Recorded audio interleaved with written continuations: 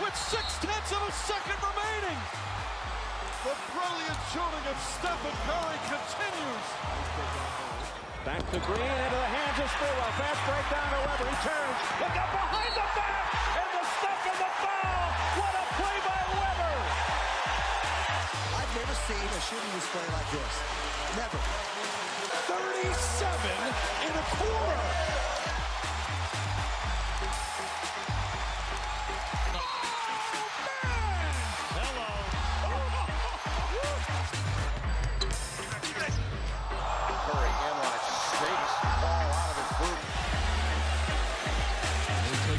Swing that misses. Curry splits the defense behind the back. Fires a three. Oh, he puts it in. What a spectacular move. That could be the greatest move I've ever seen. Here's Curry for the record. It's good. There it is. Stephen Curry. The all-time three-point king in the NBA. Fuck it. We'll do it live. You are in the West Huddle with me, Bram. No Marcus or Maxime, at least up front today, but I am fired up to announce that Ree joined me after way too long. A former professional basketball player in both Brazil and Australia, a coaching presence at both the legendary Oakland Soldier AAU team and Bishop O'Dowd's title-winning program, the founder, owner, and operator of Triple Threat Academy, where he's developed multiple college and NBA guys, and a person who spent a ton of time in Greg Popovich's pantry growing up, Mr. Tony Freccero. What's going on, Tony? Bram, how are you? Thanks for having me on. Yeah, I thought I would really impress you with remembering the whole Greg Popovich thing. And I was almost going to say spend a lot of time in the back of Greg Popovich's car. And then I realized that sounded really awkward, so I went with the pantry. I hope it landed. Good choice. Good choice. Pantry could get a little crazy too, you never know. Well, as long as I'm getting awkward admissions out of the way, I'm sure you could already tell it. So, weird recording scenario. I am out of town, man. I'm in Yosemite with my family. To nobody's shock, my wife did not want me to record in our room. So I'm right now sitting in the lobby of the beautiful Tenaya Lodge here in Yosemite. And if we were like a bigger radio program, it would be like a big deal to be people around us and like a live audience. Instead, there's just going to be random people straggling by, feeling like I shouldn't be doing this. So I want you to be ready to be distracted. It just is what it is, Tony. What can we do? Yeah, all good. Well, maybe you'll see a surprise guest, someone who knows hoop, and they hop on the pod. Yeah, that surprise guest is going to be a security guard who politely asks me to move. So before that guest join us, let's hop in. And we really need you today, Matt. So we're going to be debuting our interns and that whole contest. And there's a ton of fun we're going to be having, but we also have some Warriors work to do. So I'm going to save our golden questions for reasons that'll become obvious down the line, and go right into some prediction questions I have for us. All right. So Here is the first, and it's kind of a random one. In fact, we were talking about it before we went live here. The question itself is, will we be happy with Jordan Poole's contract at the end of the year? And what's weird is that there seems to be a divide amongst Warriors fans, and that divide happens depending on the week. Sometimes people are all on board for JP and they realize he has a super bright future. Other times they're bitching about the 4 years, 20 or 123 million he signed for. So what do you think, man? One of the reasons I loved you on the first time that we had you is that you had no problem sharing your opinion. You're not an optimist like me. So fire away, dude. What do you think? At the end of the year, will we be happy that JP is a long-term member of the War? Personally, absolutely. I mean, the way he moves without the ball, the way he's dynamic, the way he can score. I mean, you just don't find that in the draft. He's one of few guys in the NBA that can move and cut the way he does. I think that loud fan base that's talking about getting rid of him, they're so focused on what he can't do. Kind of like with James Wiseman. Oh, he doesn't play defense. Oh, he doesn't do this, instead of focusing on the amazing things that he does do. Because right now he's making, $4 million a year, averaging 20 a game, and we're bitching about that. And he's only going to get better. And I think you had asked me before, do I think he's ready for the playoffs? And I think absolutely. He's shown in some games this year that he can play defense.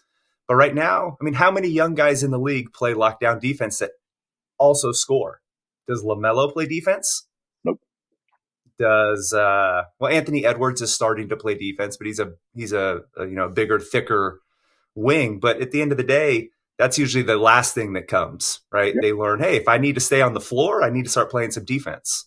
But Poole scores, he could drop 38 on GP2. And then we decided, hey, let's get GP2. It's crazy. It's crazy. But yes, I absolutely think he will be a bargain 3 years from now. Yeah, I'm on board for all the reasons you just said, and I'll add one. Uncharacteristically, man, I did some research this morning. So the collective bargain agreement is coming up, right? They're hoping to sit back down and get something done by next March. Who knows when it'll get done? Who knows if there'll be a strike? Who knows how that thing will ultimately play out? But the one thing that everybody seems to know is whenever that new CBA comes out, the salary cap is going to go way up. Teams are going to have more money to spend. When that goes down, Tony, this deal for 4 years, $123 million is going to seem really low. It's going to seem like a bargain basement deal. So even before you get into, is he producing like a superstar right now? Is he the heir apparent to Steph? You don't even have to answer that question. Will we be happy with this contract? Of course we will. And once that security guard comes to kick me out, I'll ask him. I bet you he will absolutely agree with me. I was going to say, unless he's a Lakers fan. Then he might say, no, trade him to the Lakers. Can I help me with this? I wasn't going to ask you, and I'm very fragile about this, Tony, very fragile. So be fucking light with me here. The Lakers have had a spark of life since that goddamn trade, since Vanderbilt came, since D'Angelo Russell joined them. I think they already are talking to D'Angelo about extending him. It's going so well. Do you view them as a playoff team now? A playoff team? Maybe. Maybe, but I think they're kind of in the same situation as the Warriors. Everything has to go right for them to make the playoffs. They have to stay healthy. The 2 games they played before the break with this team were the shitty-ass Warriors without Steph, right? And then they played the Pelicans without Zion. Yeah. So when they go up against a contender, I think we'll get a better idea. They definitely got better. But there's a reason why guys like Vanderbilt, Beasley have been on 3 or 4 teams in 3 or 4 years. They're role players, and hopefully they play their role. But I'll tell you this, if they do make the playoffs, they have a chance to beat one of the higher teams because, LeBron will step up, AD will step up. That's if they make the playoffs. If you could have taken a time machine back to the beginning of this season, when I was saying things like the Warriors are better this year than they were last year, their young core is going to make for a better second unit than any other team out there. If you had found me then and said, good news, Bram, after the All-Star break, there's a chance the Warriors won't make the playoffs and that the Lakers will, I would have punched you right in the face, Tony. And I think you can take me in a fight. That's how hard I would have taken that. So we'll see how this plays. Back to the Warriors. I can't handle Lakers. Can I say one more thing about Jordan Poole? I think, and you've probably have had this happen to you. You've been watching a game and he's made you stand up and run around your house in disbelief on the move that he made. So he is a showman. He's exciting to watch. And there's not too many of those guys who score 20 points a game. This may be an unpopular opinion. Jason Tatum is awesome. He's not super fun to watch, in my opinion. He hits some threes, he does some mid-ranges. But Jordan Poole, you never know what he's going to do. He's exciting, he's dynamic. I think he'll be a bargain. Well, and you could add another thing there. So for anybody who remembers that hideous Game 7 loss on Father's Day to Cleveland, you remember that the Warriors didn't have anybody who could get to the cup, man. We didn't have somebody who could generate offense. Poole is still learning. In fact, I don't think I've ever watched anybody who falls down more than Jordan Poole. He averages like 5 or 6. Why the hell did he fall there moments a game? But he is developing a skill set that is exceptionally rare in the NBA and is certainly rare in Golden State. Even when Steph, was really building towards the heights he is now, he couldn't get to the rim reliably for a while there. So no, man, Jordan is very valuable. Here, let's see how optimistic you are about the remainder of the season. Here's our next prediction question. Will the Warriors be 500 or above on the road for the remainder of the year? That is a tough question. It all depends when Steph comes back. Steph and Wiggins. I think right now, Poole's playing well, Clay's playing well, Draymond's playing well. Wiggins was starting to play well. I'm not sure why he's out, but just like the finals last year, the keys are going to be Wiggins and Steph.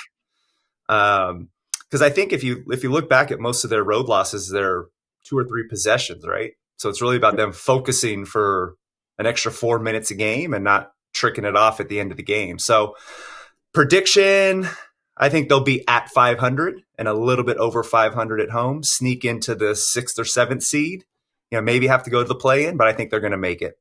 You gave me a great distinction. Let me hop on it. Let's assume they're healthy. All right, so this question doesn't start until everybody's back, until Steph is back, until Wiggins is clearly healthy. From that moment on, will they be 500 or above on the road? Barely. And what changes, man? Is it just that they finally get it? They got all those wake-up calls that Kerr has been preaching about? Like, why do you think we should be optimistic about that now that the All-Star break's behind us? Because I think it's go time. And these veterans have been waiting for the end of the year so they can step their games up. I think part of it is they call it the championship hangover. I just think it's success is really hard to sustain. Yeah. And a Monday night game against Oklahoma City on the road doesn't really get you excited if you've been in the league for 14, 15 years. So I think now they see that this is it. And if they don't make the playoffs, I think this team looks drastically different next year from the top down. I love you for saying that. And so let me just push it. Has that wavered at all, man? So that's what I keep holding on to. That's what all of us have held on to. Pedigree. This is boring for them. Who gives a shit? Wait till it counts. Now it does. Here they go. Has that wavered at all? Have you worried about that? Or no, this is just stakes haven't been there, so they haven't been there either. I haven't really worried because in every big game this year where everyone was healthy, they won. Yeah, it's true. Right? Yeah. Whether it was on the road or Christmas Day or when it's time to step up, they stepped up. And what I keep going back to, Bram, is over the last month and a half, every single game, except for maybe a couple, they've had double-digit 20-point leads at some point in the game. Yep. So there's a disconnect between starting, playing in the middle, and finishing. And they're not putting the whole game together.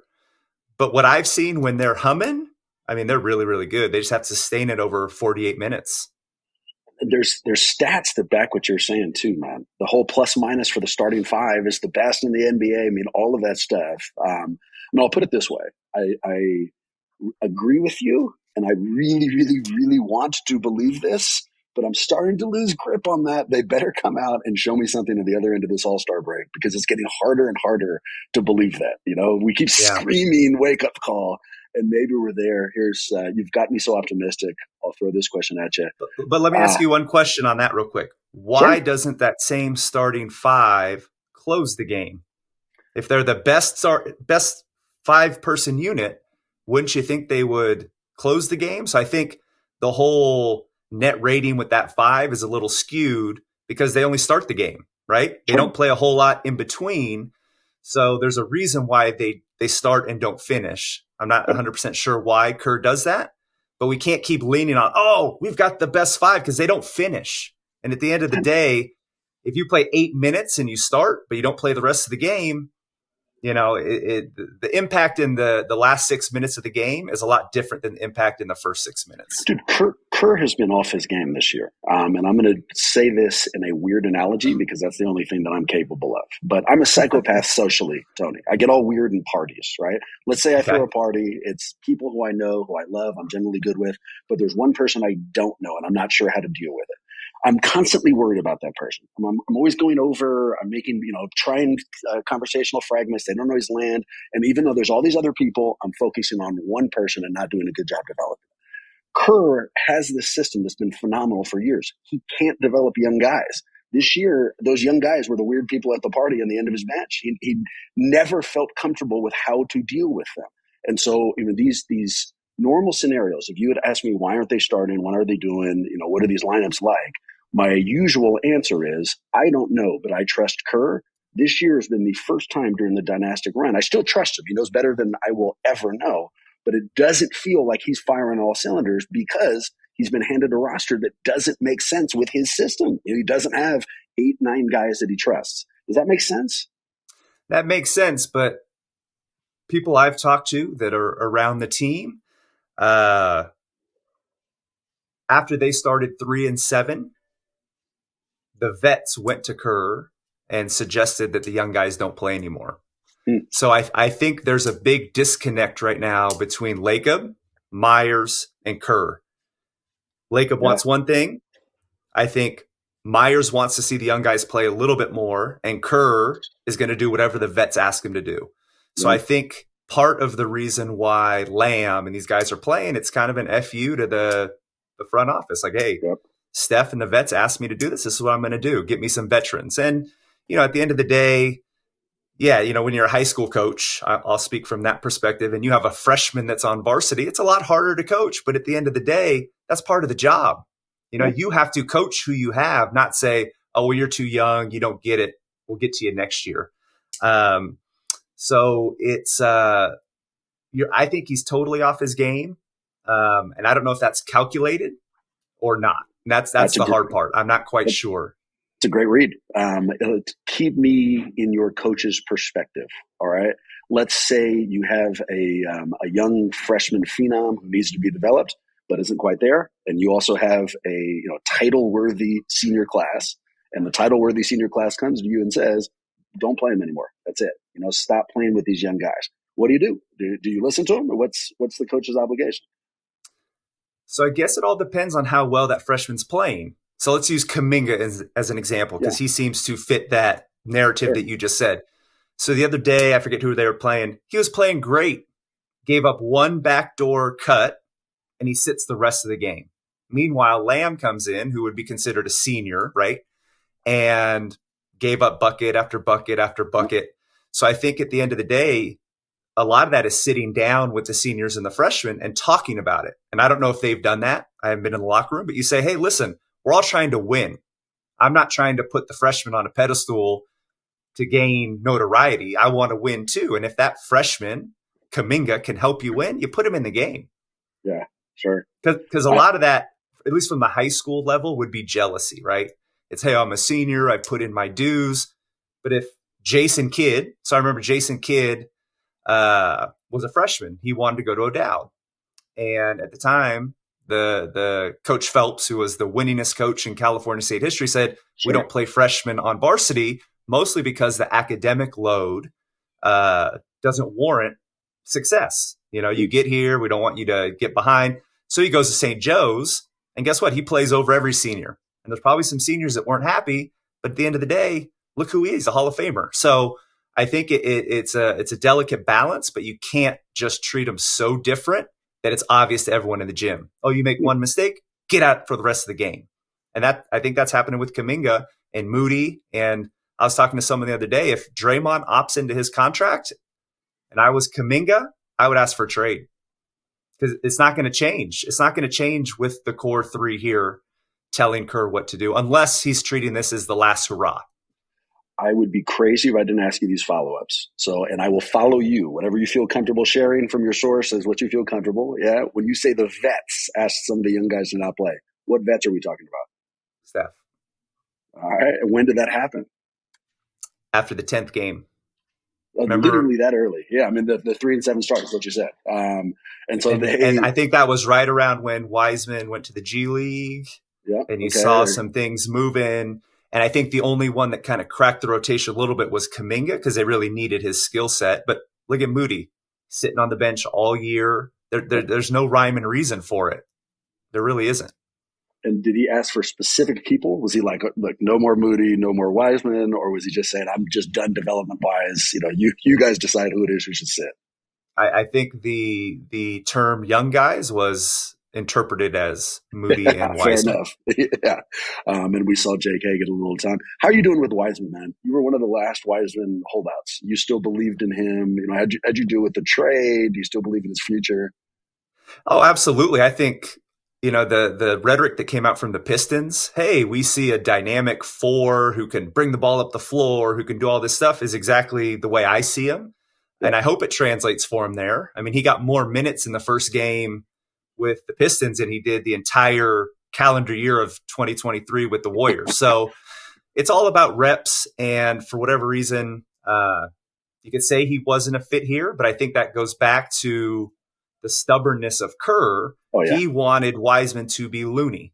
Well, a lot of people don't remember Looney in high school before he got hurt in college was awesome. They were comparing him to Kevin Durant. Right. He's hitting threes.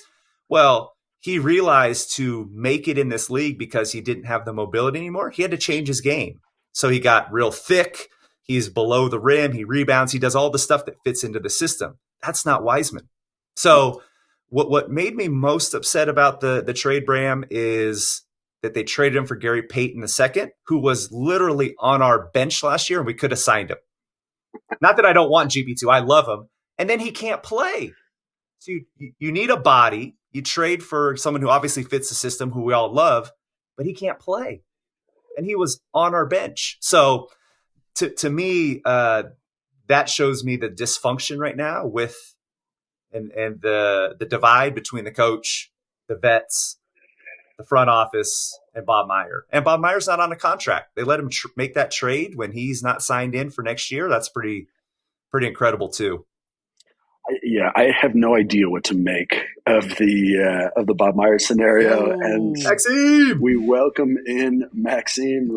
Maxime, just to bring you up to speed, we're probably minutes away from me being whisked away by the Tenaya Lodge security because I am in the lobby doing this. We've actually had a couple of young kids by the game room. I don't know if you saw this, Tony, but during one of our responses, a kid came up and almost touched my screen as if I was part of the game room, which is kind of a weird thing. I don't know if they had a parent here or what was going on, but we are finishing out our predictions and rounding into our intern Hunger Games. And boys, I'll leave you with this last prediction because we're running short on time. So right now, if the season ended today, our Golden State Warriors would find themselves in the play-in tournament. They are the 9th seed, and they'd be up against OKC in the 10th seed. So if you had to bet something that is significant to you, right, mortgage payment, something big, how would you bet that game? Maxine, we haven't heard from you at all. What do you think, man? Where would you bet? I bet the Warriors take it. I feel pretty confident, and especially, after the last time we recorded, not just if it was OKC, but if it was Memphis too. I think we have a pretty good shot with those that are in the mix for these play-in games right now. What do you think, Tony? Well, that game would be at home, so that's an advantage. But I think they beat Oklahoma City. I mean, they played them 2 weeks ago, and it was very clear they were the better team. How would you feel about it? I mean, let me put this in different. So all of us would bet Golden State, and in that 9-10 setup, it's fairly easy. I'll put it this way: I would bet on them, but I'd be nervous as shit. Rewind this 3-4 years ago. I'm going into that game. I'm hella cocky. I don't care at all. I'd bet my life on it. Of course they're going to win. Now, on this one, I would expect them to win, but I don't have anywhere near the cockiness and the confidence that I normally would, So with that in mind, Tony, that game starts. Would you be at 100%? Of course they're winning this. Or would you have some doubts kind of gnawing at you a little bit? I think the doubt would only roll in if they got up 20. They get up 20 and it's like, shit, here we go. This game's over. Have fun, Oklahoma City. Because again, they haven't shown that they can just maintain a double-digit lead and blow a team out, which hopefully come playoff time, they ramp it up and it gets to that. But I'd be 99.9% positive, kind of like the Purell hand sanitizer. There's that one little piece of bacteria. But yeah, I'd be super confident at home against Oklahoma City. And dude, talk about burying the lead. So the thing that I didn't tell you, Maxine, is that Tony gave us an incredible story today and said that, at least according to someone he knows, when the Warriors got to 3-7, the vets led by Steph requested that the young guys get less run. And that there's kind of been a divide as the season has gone out. So we now find ourselves on this divide, Tony, and this is it. Either they come together or they don't. How would you help out if you were a consultant? And this year hasn't played out the way you want it to, but this is it. We've got whatever it is, another 20 games, 25 games. What would you tell them? What advice do you have for this team? I'd say get Wiseman back. No, I'm kidding. I would say the advice would be to give Kuminga 30 to 35 minutes a game. Because I think with his fresh legs, with what he brings, I think he takes them to another level if he gets those reps in that time before the playoffs. everything else could stay the same. And they're going to have to make a decision on Lamb and Ty Jerome here pretty soon, right? And then hopefully, what no one's talking about either is hopefully at some point Iguodala comes back and can give us some serviceable minutes. Who knows? But I think that's the biggest thing is they're lacking the rim pressure, and Jordan Poole can only give you so much. But Kuminga gets to the rim, and him getting to the rim opens up stuff for other people. I've been holding on to an Iguodala segment, and I'll continue to hold on to it. I'm hoping he comes back and makes that segment unnecessary. One more admission before we go to the meat of this podcast. From what I understand, Maxime is working on about 20 minutes of sleep tonight. So are you hallucinating right now, man? How are you doing? Yeah, I'm present and accounted for, which is about, dude, I don't know. See, the thing is I just started my day and, no. See, clearly I'm messed up. My day started about 7 hours ago. The sun came out fairly recently, and I'm like, cool, now the day technically has just started. But, in some ways, this might be like the end of my day. So you're catching me at like prime Maxime time, but it's because I'm sick. Are you still in Australia? So. I know I'm not. But I feel like I'm still in Australia time with how much this based only on that last paragraph that you gave us, I think your mind might still be in Australia and your body's here in the Bay Area. But we can't blame you too much for that. Gentlemen, let's talk Hunger Games. So, Tony, I don't know if you've heard our last couple of episodes, but we've been kind of building up to the selection of an intern. And we got lucky, man. So way back, maybe 5 years ago, 6 years ago, when this thing first started, we asked for an intern. We got one submission and it was great. This year, we asked for an intern. We got way more than one submission. We've gone through it. We've whittled it down to the 4 best candidates, and our actual competition is going to start up later this week. What we are doing today is introducing those top 4. Here's how the competition is going to play out. Round 1, we're going to ask them to come in, give us 2 golden questions, give us 1 personal question that either all of us are going to answer or we'll use for judgment theater. And then they're also going to have 1 YouTube short or 3 social media submissions on our new Instagram page or on our Twitter account. Oh, Instagram, huh? Oh, yeah, we are branching out, Tony. All right. We've got big things coming. Please watch our Twitter account. That's at Warriors Huddle to figure out when the YouTube short will go live for the contestants. Same on when their Instagram account will go out. And then round 2, for those who make it, we got a scavenger hunt coming up that I'm just fired up for, man. There's a lot of random ass suggestions we're going to have in there. One of them, for example, you don't have to do any of them. Each one has a certain amount of points that you get. But one of them is they have to mimic Marcus's voice for an entire conversation without telling the other person what they are doing, and they have to tape that. We'll see how that fucking plays. But so there is the ultimate competition. What we have today, man, is we've got the 4 intro videos. These guys reached out, guys and girls reached out, gave us their intro videos. I haven't seen them. Maxime hasn't seen them. The world hasn't seen them. This is our first impression. And this is why I saved the glass half full. I really value your opinion. You're used to making big decisions. You run your own fucking company and you keep it real. So that's where we are. All right. Let's go to our first. Real quick question. What's the role of the intern? What are they going to do for Warriors Huddle? I have no idea. We will find out. You got to understand. See, the Marcus sometimes doesn't make the show like today, so they'll come on and pretend to be Marcus in Marcus's voice. It's a pretty ideal scenario. Oh, so they're going to be on the pod. No, to be real, they will occasionally be on the pod. So this podcast kind of breaks down into 2 things, right? It's the actual on-air stuff and then all the stuff we do off-air. They're going to be helping with both. They're going to be coming on air occasionally, and we'll join that soap opera. But they're also really going to be helping us push out the social media presence. They're going to be pulling clips, putting it out there. We've got a website that we're going to be debuting. They're going to be giving us written content for that. It's like our jack of all trades. Andre in his heyday is going to be their role. But they will also, like I said, part of the soap opera. So personality matters, which is why this upfront segment, we got to hear it. All right. Let's hear our first submission. What's up, Bram, Maxine, Marcus, and the Huddle Nation? My name's Dylan, and I'm coming to you from the Wichita Mountains of southwestern Oklahoma. I am applying for the position of world's oldest intern here with the Warriors Huddle. So I appreciate you guys taking the time to listen to me and interview me. I've never been interviewed by 10,000 people before, but I guess there's a first time for everything. So who's my least favorite? So if you meant team, it's obviously the Lake Show. Nobody likes their fans. Nobody likes their buy-a-team tendencies and entitledness. They're basically the Dallas Cowboys of basketball. Fuck those guys. You can edit that out, Maxine, if you need to. What do I like about the podcast? They've done a really good job of putting their guests, their talking heads that they bring on, their credentialed guests, looking at you, Locked On Warriors, does a good job of putting their guests at ease. And this allows the guests to actually maybe give up pieces of information that they maybe wouldn't and be a little bit more themselves. And I really enjoy that. The next question is, what NBA player would you want with you on a zombie apocalypse? I really decided that just a don't give a fuck attitude and aggression, that's the move in a zombie apocalypse. That's what I want. And so to me, that came down to one answer. The X-Man, Xavier McDaniel. Now, in the 80s and early 90s, he played with Seattle, ended up on those crazy, thuggish Knicks teams.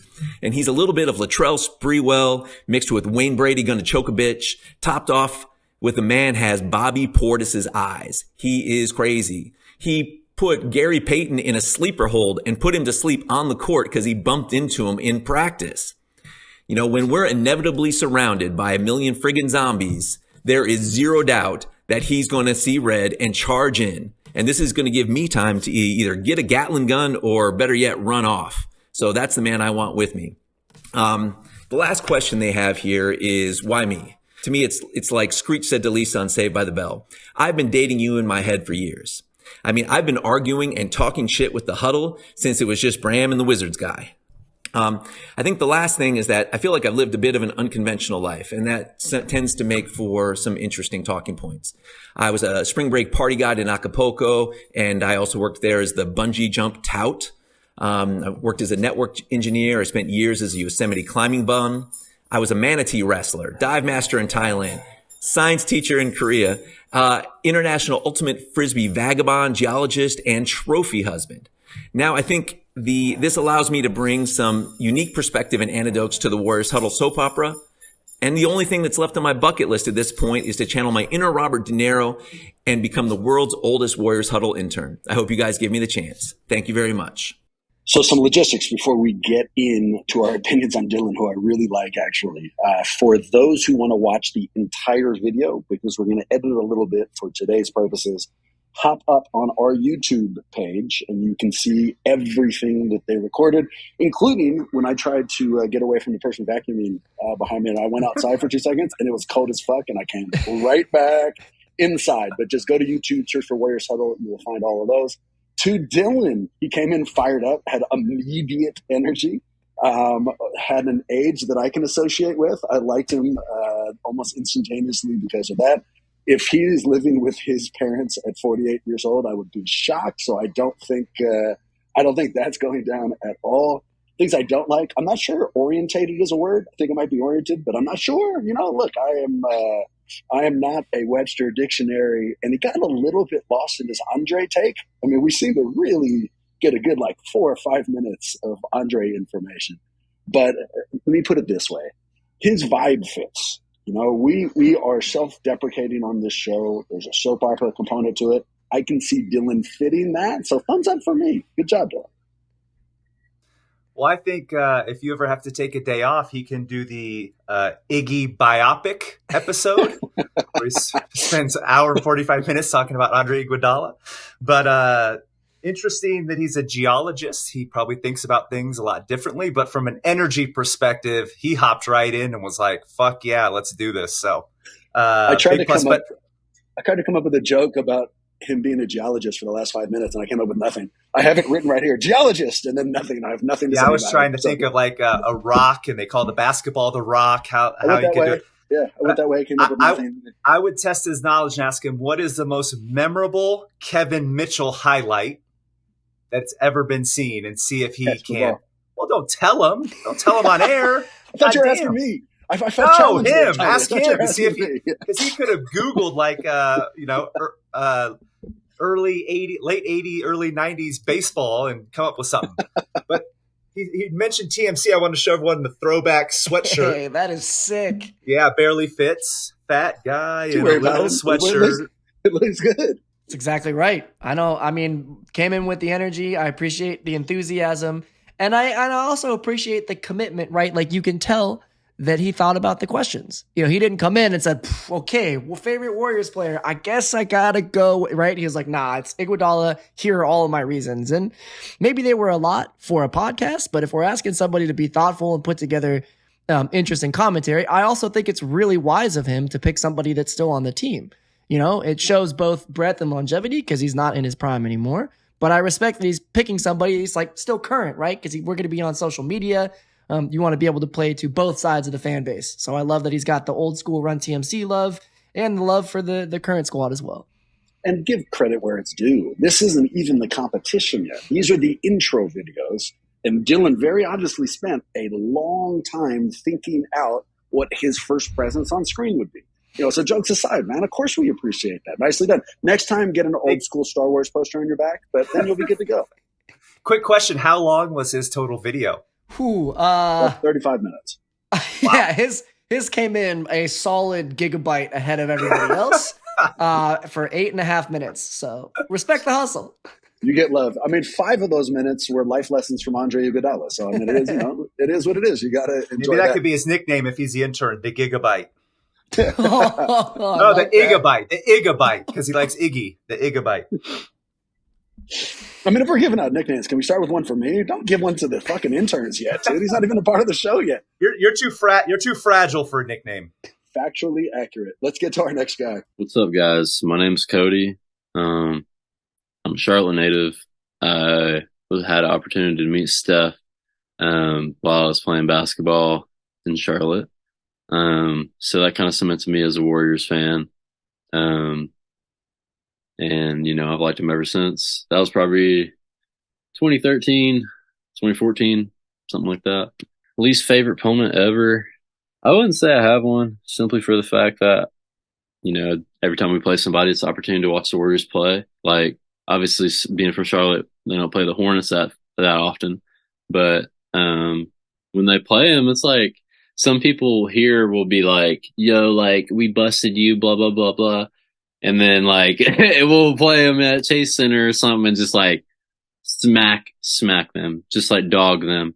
And, yeah, they're quiet. So, zombie apocalypse. Honestly, I'd probably just save myself, simply for the fact that, you know, no NBA player is going to help me in that situation. But if it came down to it, I would just pick a leader, someone who's able to, you know, hold us down when we need it. And then why would we be crazy not to pick you as a winner? I feel like this is just an opportunity for me to, you know, use my skill set when it comes to just basketball in general. Not only have I played for a long time, you know, I've really just watched it. You know, I feel like I know the pacing of the game pretty well and like what you should do and what you should don't. And plus, I just feel that I'm a super hard worker, as well as, you know, I just hold myself, you know, to the highest of standards. I try not to do that, but, you know, if you want to succeed in life, you gotta, you know, you just gotta ball out for yourself and for others. So, yep, that would do it for me. I'll fire off yours. What do I like? Well, one, I like that he gave us some time. Two, I like that he met Steph and clearly values that. There's a few things that I don't like. Here's the first one I don't. I don't like that it felt like he almost threw up halfway through that. I don't like that it seemed like he wasn't sure where he was going with the video, which is interesting because we gave them the questions to answer. It feels like he would just answer the actual question that was in front of you, and he got a little bit of lost there. And it didn't have, I mean, I'm just going to say, I wasn't bowled over by his energy. You know, it didn't feel like a Red Bull blast of like excitement that I was hoping for. But, you know, he gave some effort, gave some energy, and is clearly a Warrior fan. So there's my first take. Yeah, I mean, I feel like, you know, right now we can safely judge me as the floor here, and he kind of came across as like maybe sicker than me, which I don't. And listen, if that's the case, right, you just got to come out and say it up front, and that's totally fine, right? And we can make content out of that. But I was also a little bit surprised by the love for the Warriors starting around 2013, but then rocking an 08, 09 opening night shirt. It's like, wow. Listen, Cody, if you have a time machine, you need to let us know right now, because that changes the whole game, so worth considering that. At least Cody didn't have full on construction happening in his background. So that's a value to Cody's video.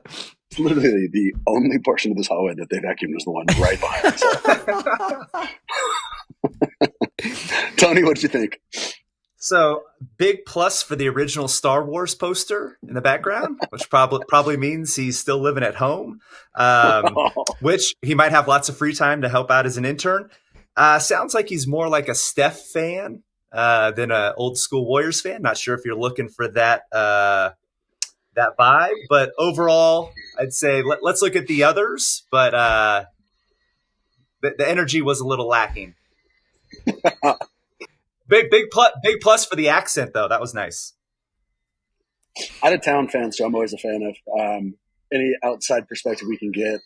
I'm sorry, I'm so distracted by the large scale cleaning that's going on behind me. It turns out recording a podcast in the middle of a hotel lobby isn't the best idea. Go ahead and let's listen to our next submission. What's up, Warriors Huddle? My name is Spencer Fielding. My favorite player is Stephen Curry. He brought 4 championships to the Bay. He's also helped make the Warriors one of the most valuable franchises, so it's an easy pick. One of my other favorite players is GP, Gary Payton II, and I'm so excited for him to come back.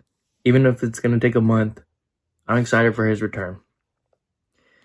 In terms of my least favorite opponent, it has to be the Houston Rockets. Another team that kind of is getting close to the Rockets has to be the Memphis Grizzlies. It's always fuck Dylan Brooks. Always hate him, always will. And that's the reason I hate the Memphis Grizzlies. I really like the energy that Bram, Maxime, and MT always come with. Doesn't matter if it's 2 of them, 3 of them, 4 of them with the guest. They always come with the same energy. And I can really respect that. And then my favorite question, which NBA player would I bring with me to protect me in a zombie apocalypse? So I really thought about this one. I thought about some retired dubs, Andrew Bogut, David West, 2 big, strong guys who are smart, but they're a little older if we're taking them as they are now. Thought about some current NBA players. Grayson Allen, for some reason, came to mind, but he's a dirty player. Maybe he can help me survive through that, but first chance he got, he is going to kill me or get me killed. So, cross him off. Then I thought about another strong guy, Steven Adams. He's smart, strong, nice. I know he's not going to screw me over. So, I ultimately chose Steven Adams. Although I do respect the pick of Draymond Green. That's a good pick as well. In terms of why I think you guys would be crazy to not go with me, well, I have a journalism degree, and I think that kind of puts me above the rest, but I'm a very passionate Warriors fan. Like Bram, the Warriors do affect my mental health at times. I have the experience to go along with my love of the game and the passion for the Warriors. Ultimately, I'm just very excited for this opportunity. So thank you guys. So after watching these couple of videos, I've realized I need to up my poster in the background game. You do, yeah. No, you can be like me and you can be in the corner of a fucking hotel. Okay, fire alarm? Is that a fire alarm above your head? Too worried about that. Oh, good. It might have been the one that got pulled the first night we were here. True story. That's a goddamn nightmare. Okay, Spencer.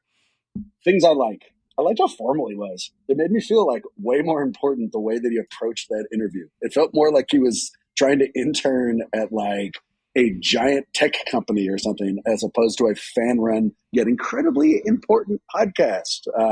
The thing I didn't like about Spencer's approach, how fucking formal it was. This is a fan-run, fairly important podcast, not a giant CEO, tech-run company. So maybe we can calm down a little bit. Liked his hate, even if it was guided by our question. His vibe, here's what I'm worried about. this show throws a lot of punches. That video didn't suggest that Spencer's the kind of personality who would like to be made fun of on air, but I guess we'll find out next week. So there's my instant impressions on our boys fans. You want to go, Maxine? Sure. Yeah. I appreciated it, but it did feel canned. The way I saw him looking over to the side, I feel like he actually wrote this all out, which respect, and also like, well, you're not going to be able to write out responses when, everybody has a plan until they get punched in the mouth. Right, again, we'll see what happens there. So, I agree. I both respect it, and I'm like, oof. Like, I remember one time back in college, I had just taken a class and people were talking about how like it's so helpful if you write everything down when you're about to give a presentation, you just get all your ideas out. And I did that, but the way I did that was like there was this girl that, I was dating for a little while, and I wanted to call her up and was like, hey, like I miss you. Like, what if we started dating again? And so like I wrote out what I was going to say to her. She didn't answer, so I left it on the voicemail, and I got like 3/4 of the way through reading this thing, and I was like, wow, this is the most canned fucking awful bullshit. And at that point I had no idea what to do, so I just hung up. And she never called me back. So hope that's not true for Spencer. But do you guys remember? This is super random, but there's a Warrior named Chris Porter way back in the day. He used to play for Auburn. Was Player of the Year at Auburn. Then got kind of hurt, fell through the cracks in the NBA, and ended up on the Warriors, like basically the last dude on the bench. And at that time, I was living with a friend in apartments off Keller. And Chris Porter moved into the apartment next to us, and I recognized it almost immediately. And I decided I wanted to become his best fucking friend. And just like you were talking about, Maxime, before I went over, I would practice what I was going to say. And so I was like, okay, we're going to go over, like, let's smoke and play Madden and have a good time. Like, okay, I got it. I'd get over there, he'd open it. I'd be like, Madden, smoke, and then run back to my house. It's just like, no, fuck, I fucked that up again. So yeah, I can associate with that immediately. Since we're sharing build-up stories, I got a great one about Too Short. Oh. So my whole life, Too Short's been my favorite rapper. And I always said, if I ever see Too Short, I'm just going to walk up to him and say, biatch, right? And just see what he said. Sure. Yeah. So one day I'm at the Walmart in San Leandro, and I hear this very distinctive voice behind me. And I was about to walk out of the store, and I turn around, and it is Todd Shaw, Mr. Too Short himself. And I froze. He looked at me. We made eye contact. And I froze. He turned back around. At that point, I couldn't go back at him. So I walked out of the store. And for the next couple of years, I was like, God, that was my moment. That was my moment. Well, fast forward, I don't know how many years later, his nephew's playing on a team that I coach at Bishop O'Dowd High School. And he's at a game, sitting at the end of the bench, behind the bench. And I said, oh, now's my time. So I stood up. And, sometimes you just have to do it, right? Not think, just get up and go. I walk down like I'm going to get some water. I pretend like I'm pouring the cup. We make eye contact. He says, hey, what's up, coach? And I just looked at him right now. I said, biatch. And him and the player's father fell on the floor laughing. And I acted like I do it all the time. I turned around and walked right back to where I was sitting, looked back. They're still on the ground and they were laughing. So then fast forward a couple years later, I'm running a basketball camp, and Too Short's a guest speaker. And first I was like, who has Too Short as the guest speaker, right? This is crazy. But they do a question and answer session, and this kid raises his hand and says, hey, Short, what's your favorite word? And I'm thinking, oh, we got all these kids here. He's going to drop it. And he looks the kid right in the eye and he says, yo mama. And shut the gym down. Everyone ran out of the gym. That was the end of the day. So I know what it's like to freeze up when you meet a celebrity or you want to do something. So going back to Spencer, I love the fact that his shirt coordinated with his sunset picture above him. It was a nice tone of Phoenix Suns colors, almost like we were in the desert.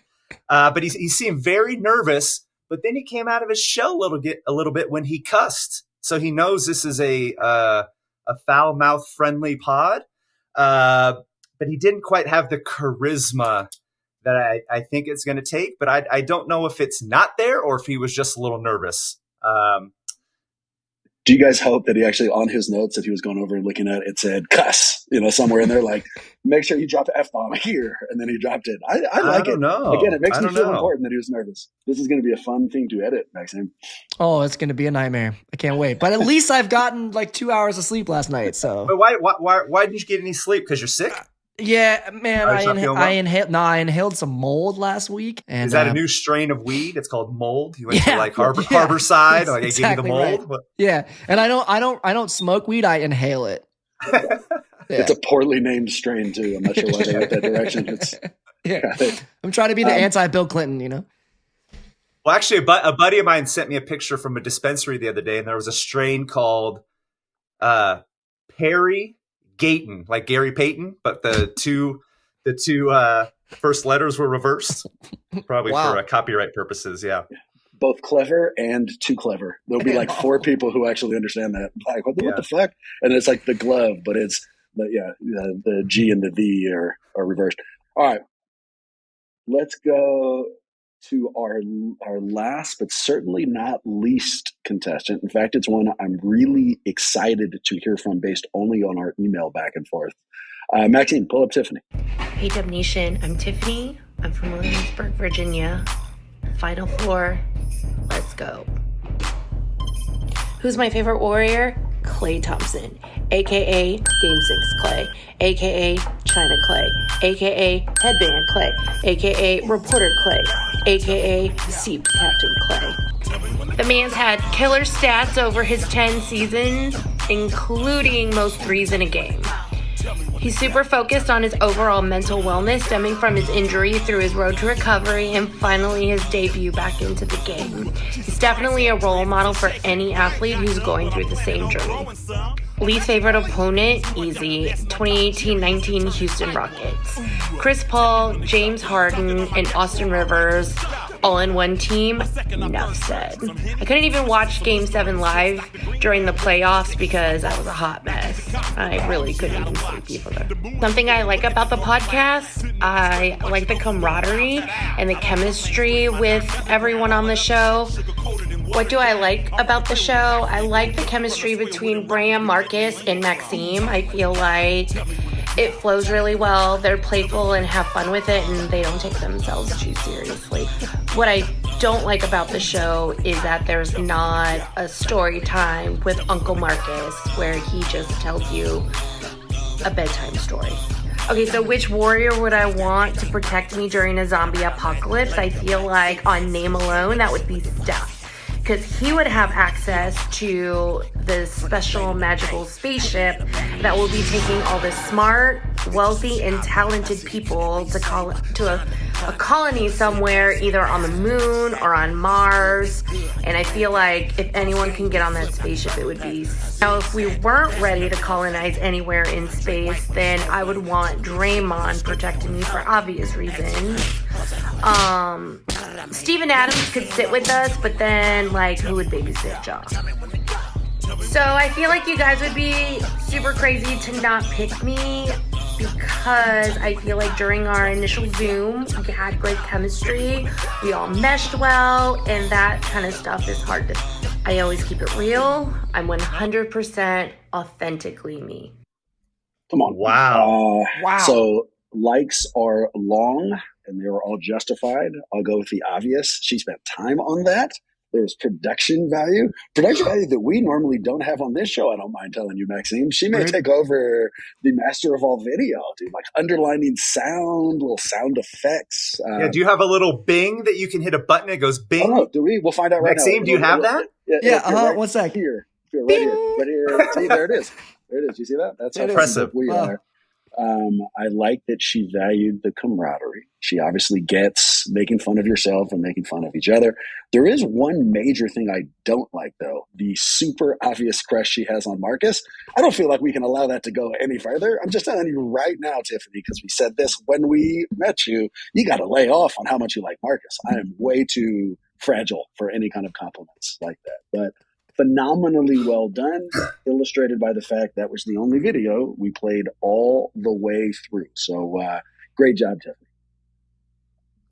Well, I think that the music set the tone. I was really hoping she threw in scaffolding Klay. a true fan would have thrown in that. Yeah, sure.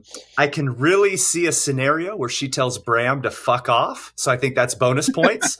Huge. But I'm getting real kind of stalker vibes that if she ever wasn't the intern, that she would like hack her way into the show and continue to be part of it. And that's a little scary. But overall, I think she would give a great, a different viewpoint. But I'd like to see her on the live show, but definitely the best video out of the 4. Maxime? I mean, I got to agree. I love seeing the sound, hearing the sound effects. I was a little bit confused at one point. I thought, she was like flinging around her credit card, and I thought that was going to get tied in, and it wasn't. So I don't know if that was supposed to be a subliminal message, because when so much thought is put into every scene, right? She had cut scenes. It wasn't just a full video. She like cut this all together, and then she like drops the credit card. So I'm going to need to think a little bit more about what that might mean overall. Maybe she was in the middle of online shopping, kind of like Bram is doing 2 things. Subconscious. I once worked for an attorney. When they gave a closing argument, they put a dollar bill in their hand, and you could only occasionally see it. I always thought it was a terrible idea, but what they used to explain it was, we always wanted the jury thinking money. Again, terrible idea, but maybe, Tiffany was looking towards the future and was just trying to make sure that we always associated her with money takes. Who knows? She nailed it. All right, Tony. Let me set this up. Next week is when we are going to have all 4 of these guys and girls in, and doing our first round of cuts. And as we talked about, that first round, they're going to come in with 2 golden questions and then 1 personal question for all of us to answer or to use as judgment theater. And then they're also going to give us 1 YouTube short or 3 social media posts. And all of that will start up next week. Tony, here's how you're going to help dictate that. Give us our seeds. So seed them 1 through 4, because that will establish the matchups, and then we'll move into the actual competition. Yeah, so definitely Tiff is the number 1 seed, and she will be going against Cody, who is barely making the play-in at this point. He got there. And then we have the 2nd seed, Dylan, going against Spencer, and seeing if Spencer can come out of his shell a little bit, and also maybe see if he'll coordinate his shirt with the art once again. I don't know, but I think I have a feeling it's going to end up Tiff versus Dylan, but maybe Spencer and Cody are going to really bring it after seeing this. There's a reason they play the games. We should also say we're bringing in a person who has already made our team. That guy's name is Tanner. We will introduce him after we've gone through the Intern Hunger Games. He's going to be helping us on the written side of the huddle. But we have already run exceptionally long. Tony, I really appreciate you. More than anything, I wanted to show you that I learned your last name, Freccero. See, I'm on top of it. But also, your takes are gold. That's true every time we've had you on. Certainly true this time. For people who need way more Freccero in their life, where do they go? Yeah, so my Twitter handle is @TFRACS, and the website for my business is ttahoops.com. We got summer camps coming up. We got our outdoor 4-on-4 league for boys and girls, sponsored by Jamba, coming up. And if you want your kids to come play some basketball in Oakland, San Ramon, Alameda, that area, come check us out. I am normally full of shit, or at least tongue-in-cheek on this show. Let me say something completely genuine. There's very little things in fact, there's nothing in my life that's more important to me than my daughter. Right now, I am trusting Kylie to Tony. She goes there once a week, and she is having the time of her life.